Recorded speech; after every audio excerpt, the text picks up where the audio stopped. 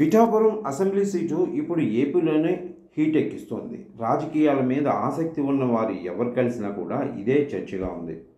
పవన్ కళ్యాణ్ అక్కడ గెలుస్తారా లేదా అన్నది అందరిలోనూ ఉత్కంఠ రేకిస్తున్న విషయం. నిజానికి పవన్ కళ్యాణ్ విషయంలో ఈ సందేహాలు ఎందుకు వస్తున్నాయంటే ఆయన 2019 ఎన్నికల్లో ఓటమి చెందారు. అది కూడా 2 నియోజకవర్గాల్లోనూ ఆయన ఓడిపోయారు. మరి ఇప్పుడు కూడా ఆయన చివరి నిమిషంలో పిఠాపురంలో పోటీ దిగుతున్నారు. పవన్ కళ్యాణ్ అందరికీ అందుబాటులో ఉండరు అన్న విమర్శను వైసీపీ వెల్లడి చేస్తుంది. ఆయన ఉండేది హైదరాబాద్ అని, ఆయన గెలిచినా ఎవరికీ దొరకరు అని వైసీపీ విమర్శిస్తుంది. ఆయన సామాజిక వర్గానికే చెందిన వంగా గీతను ఎన్నుకుంటే ఖచ్చితంగా ఆమె ప్రజల్లోనే ఉంటారు అని వైసీపీ చెబుతుంది. ఇదిలా ఉంటే పవన్ కళ్యాణ్ తన పిఠాపురం పర్యటనలో పదే పదే వైసీపీ మీద విమర్శలు చేస్తున్నారు. ఒక్క పవన్ కోసం ఇంతలా అంతా కలిసి రావాలా అని ఆయన ప్రశ్నిస్తున్నారు. తాను అసెంబ్లీకి రాకూడదా, ఎందుకు ఇంతలా ఫోకస్ పెట్టారు అని వైసీపీ నేతలను పవన్ కళ్యాణ్ ప్రశ్నిస్తున్నారు. మండలానికి వందల సంఖ్యలో నాయకులు సిద్ధం అయ్యారని, వారంతా కలిసి తనని ఓడించాలని చూస్తున్నారు అని ఆయన ఆరోపిస్తున్నారు. అంతేకాదు కాకినాడ పోర్టు వద్ద నగదుతో కంటైనర్ని కూడా ఉంచారని ఆయన అంటున్నారు.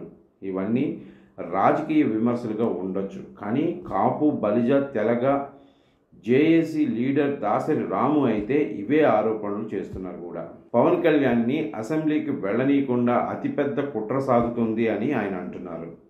పవన్ కళ్యాణ్ని ఓడించేందుకు 600 కోట్ల రూపాయలను ఒక్క పిఠాపురానికే తరలించారు అని ఆయన తీవ్ర ఆరోపణలు చేశారు. ప్రతి ఇంటికి 50,000 రూపాయల నుంచి ₹1,00,000 దాకా పంచడానికి చూస్తున్నారు అని ఆయన మరో విమర్శ చేశారు.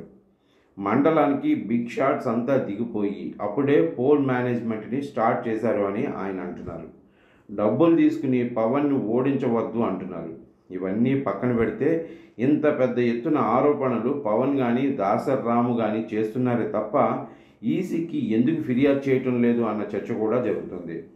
అంతేకాదు తన మీద భౌతిక దాడులు చేయడానికి వైసీపీ నేతలు కిరాయి మూకలను రంగంలోకి దింపుతున్నాయని పవన్ కళ్యాణ్ ఆరోపిస్తున్నారు. సన్నని బ్లేడులతో తనను కోయడానికి చూస్తున్నారు అని సంచలన ఆరోపణలు చేశారు. ఇవే నిజమైనప్పుడు ఆయన ఈసీకి కూడా ఫిర్యాదు చేయాల్సింది అని అంటున్నారు. ఇప్పుడు ఎన్నికలు కూడా అమల్లో ఉంది. ప్రభుత్వంతో చెబితే యాక్షన్ తీసుకోదు అన్నది ఏమీ లేదు. ఈసీకి ఫిర్యాదు చేస్తే ఆరోపణలా లేక అవి నిజాలా అన్నది నిగ్గు తేలుస్తారు అని ప్రజలు భావిస్తున్నారు. వ్యవస్థలను ఉపయోగించుకుని వైసీపీని కట్టడి చేయవచ్చు కదా అని సూచనలు వస్తున్నాయి. అవేమీ చేయకుండా కేవలం ఆరోపణలు చేయటం వల్ల ఉపయోగం ఏంటి అని అంటున్నారు. అయితే దీని మీద వైసీపీ నుంచి కౌంటర్ వస్తుంది. ప్రచారం చేయడానికి నేతలు అన్ని పార్టీల నుంచి వస్తారని వంగా గీత అంటున్నారు. రేపటి రోజున కూటమి నేతలు పవన్ కోసం పనిచేయరా అని ఆమె ప్రశ్నిస్తున్నారు. లక్షల రూపాయలు ఒక్కో కుటుంబానికి పంచుతారు అని చెప్పడం ఓటర్లను అవమానించడమే అని వంగ గీత అంటున్నారు. ఒక కిరాయి మూకలు బ్లేడుతో దాడులు అన్న దాన్ని కూడా వైసీపీ నేతలు ఖండిస్తున్నారు. ఇవన్నీ సానుభూతి కోసం ఇస్తున్న స్టేట్మెంట్స్ అంటున్నారు. 2019 ఎన్నికల ముందు కూడా పవన్ ఇలాగే సంచలన ఆరోపణలు చేశారని వారు గుర్తు చేస్తున్నారు. మొత్తం మీద చూస్తే పిఠాపురంలో ఏదో జరగబోతుంది అని జనసేన కానీ ఒక బలమైన సామాజిక వర్గం నేతలు కానీ అంటున్న దాంట్లో ఎంత మేరకు నిజం ఉంది అన్నది ఈసీ కూడా పరిశీలించాలని అంటున్నారు.